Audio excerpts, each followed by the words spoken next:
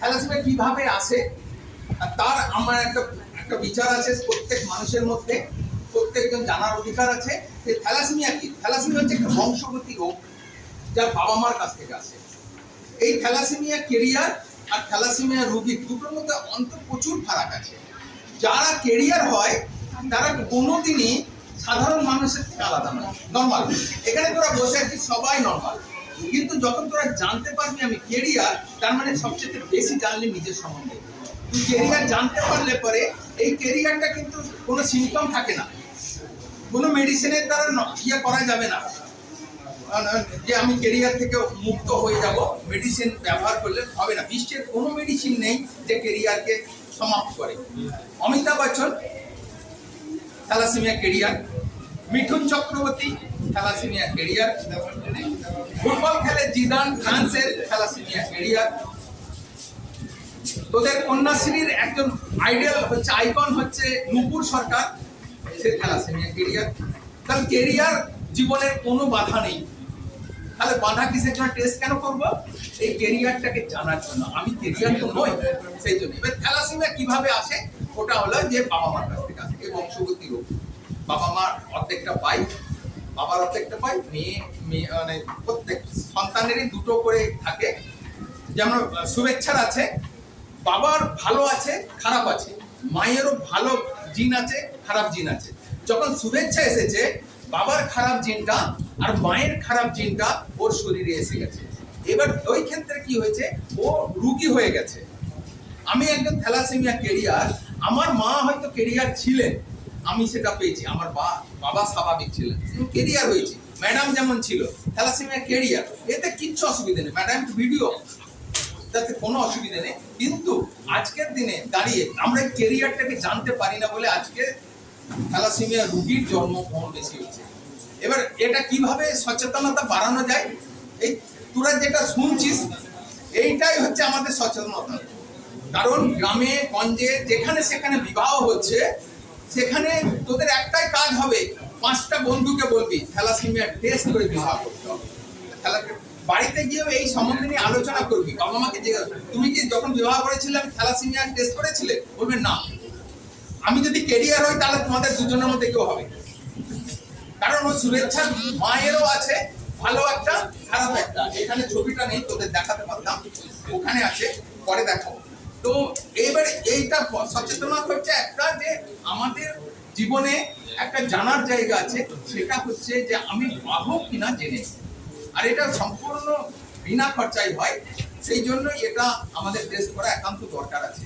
দ্বিতীয়ত হচ্ছে যে এই থ্যালাসেমিয়া বাচ্চাদের নিয়ে কিছু দুষ্টু মানুষ যারা ভ্রষ্টাচার দুর্নীতিগ্রস্ত, তারা রাস্তাঘাটে গ্রামে গঞ্জে পয়সা তোলে।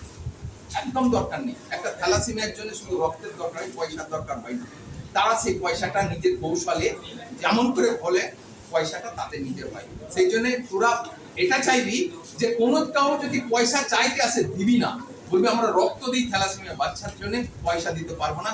যদি বলো তোমাকে ধরে নিয়ে রক্ত দেবো, আচ্ছা তারা শোনাবি, কোনো বাধা নাই। ওরা চোরের দল, ওদেরকে সাবধান করা আমাদের কাজ। কারণ একটা থ্যালাসেমিয়া মৃত ব্যক্তি, একে তো আমরা যত কিছুই চেষ্টা করি না কেন, শুভেচ্ছাকে আমরা 25 থেকে 30 বছরের বেশি বাঁচাতে পারবো না। বিশ্বের এরকম রেকর্ড নেই। শুভেচ্ছা চলেই যাবে। কেন চলে যাবে? তার পরজীবী একটা, সে নিজে কোনো রক্ত নিজে উৎপাদন করতে পারে না। কতকালে রক্ত নেবে? কতকাল নেবে? মাসে। আবার মেয়ে বড় হচ্ছে, মাসে 2বার করে লাগবে ওর রক্ত। ওই রক্তটা হোল ব্লাড যখন পাচ্ছে, আমার যেটা রক্তের প্রয়োজন নেই আমার শরীরে আসছে, যখনই রক্ত দিচ্ছে।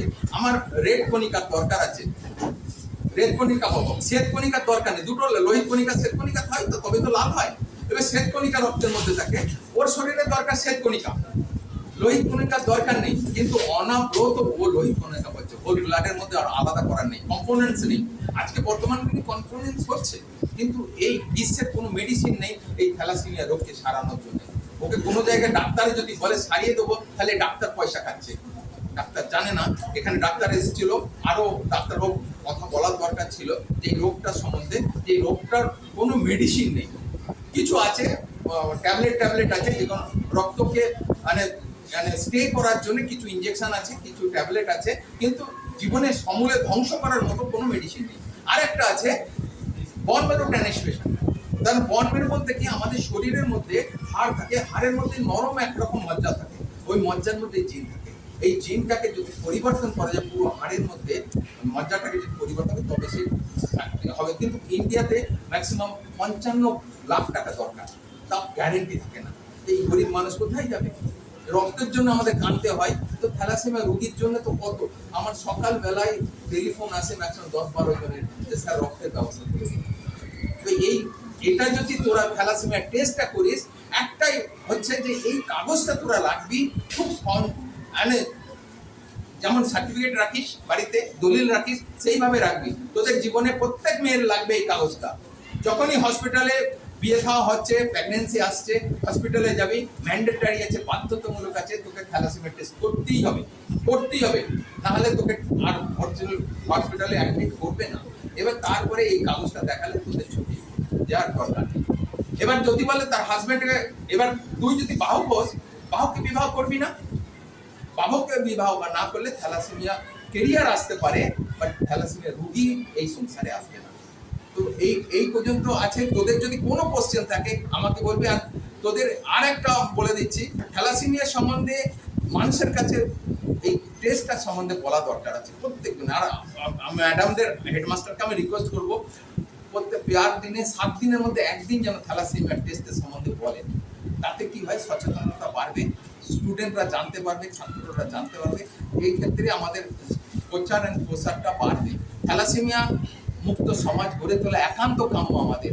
জয় হিন্দ, সবাই ভালো থাকো, সুস্থ থাকো।